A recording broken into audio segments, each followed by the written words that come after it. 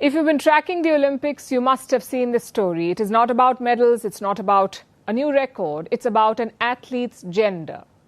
Here's what happened. A round of 16 boxing match was underway on Thursday. Italy's Angela Carini versus Algeria's Imane Khelif. The match lasted just 46 seconds. Khelif landed some brutal blows in the opening seconds, so Carini threw in the towel. The Italian broke down later. She said she'd never been punched like this. So what exactly happened here? Well, Khelif had failed a gender test last year, so she is being called a trans woman, someone who was born male and later transitioned to a woman. You can see why this is worrying. Suppose a person has been through male puberty, they have longer arms, they have bigger muscles or longer legs. So when they transition to being a woman, they retain some of those advantages. And we are not the ones saying this. World Athletics admitted this in their report, which is why letting trans women compete in women's sports is so controversial. The argument is that it's unfair. So everyone jumped into this controversy. Elon Musk, J.K. Rowling, Donald Trump, all of them, even Italian Prime Minister Giorgia Meloni, all of them said that a man had beaten up a woman. Now, I know this is a sensitive issue. So first, let's look at the facts. Is Imane Khelif a trans woman? The fact is that she is not. There are no transgender athletes at the Paris Olympics. Khelif was born a woman. She has female reproductive organs, and she has always participated in events for women. Let's also look at her track record. In 2018, she took part in the Women's World Boxing Championship. She finished 17th. In 2021, she took part in the Tokyo Olympics. She was knocked out in the quarters. In 2022, she participated in the Istanbul Women's World Championship, where she finished second. It was only last year that her gender was questioned. Khelif was disqualified from the 2023 World Championship, which is organized by the IBA, the International Boxing Association. They disqualified her. And why was she disqualified? Because of a medical test. The IBA has not released the complete details yet, but one official said that Khelif had male chromosome combination. What does that mean? Men have XY chromosomes, women have XX chromosomes. And the IBA said that Khelif had the XY combination. So she and another boxer were both disqualified. Then how is she competing in Paris? Because the IBA is not recognized by the Olympic Association. So the rules in Paris are different. They look at the gender on the passport. And they also have their own medical tests. So the organizers say that this controversy is completely baseless. These two athletes were the victims of a sudden and arbitrary decision by the IBA.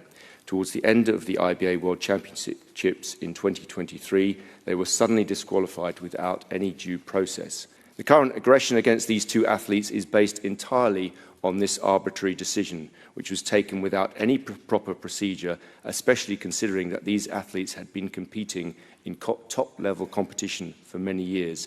Let's focus on the medical angle now. Why does Khelif have XY chromosomes? It's a rare condition involving genes and hormones. You may have heard of testosterone. Women are also capable of producing testosterone, but in very small quantities. Except in some women, it is different. Their bodies naturally produce more testosterone, and those women may not fit the society's definition of a woman. And that's the controversy here, basically. Should such women be allowed in female sports? There are two camps here, two sets of arguments. One camp says, what is the problem? Athletes always benefit from natural advantages. Some are taller than others, some have longer limbs. If all of that is fine, why is this different? The other camp says this is different. Testosterone is different. It gives these women a competitive edge. And in sports like boxing, it can be outright dangerous. So what's the way out? Well, first I'll tell you what's not the way out. Hate-mongering. Imane Khelif was born a biological woman. She has never undergone sex change procedures. In fact, it's illegal in her country. So to call her a man is unacceptable. And so is targeting the entire trans community. Some celebrities have realized this mistake, like professional fighter Logan Paul. He first called Khelif a man. Later, he apologized for spreading misinformation. The same applies to the other side as well. You cannot use ideology to decide this debate. People may identify differently from their assigned gender at birth, but in sports, that alone is not enough. You need to back it up with science. There are so many sports scientists in this world.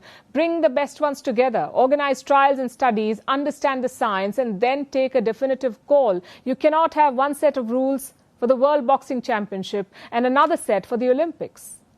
So the governing bodies need to step up here. Their failures led to this controversy in the first place. Now they must resolve it.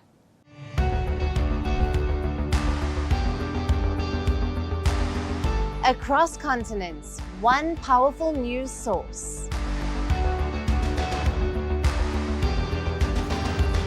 Bringing you diverse perspectives on the issues that matter.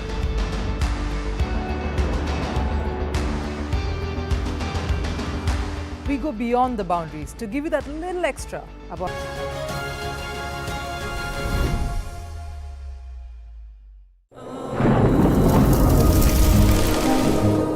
Climate change is on our doorstep. It's time for a revolution to take root. And it starts with 1.4 billion Indians. It starts with one tree. One tree for humanity. One tree for Mother Earth. One tree for our future. Project One Tree, a News 18 network initiative.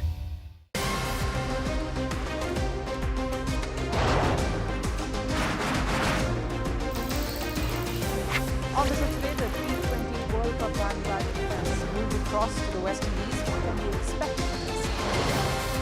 Hello, I'm Alison Green, coming to you from Durban, South Africa.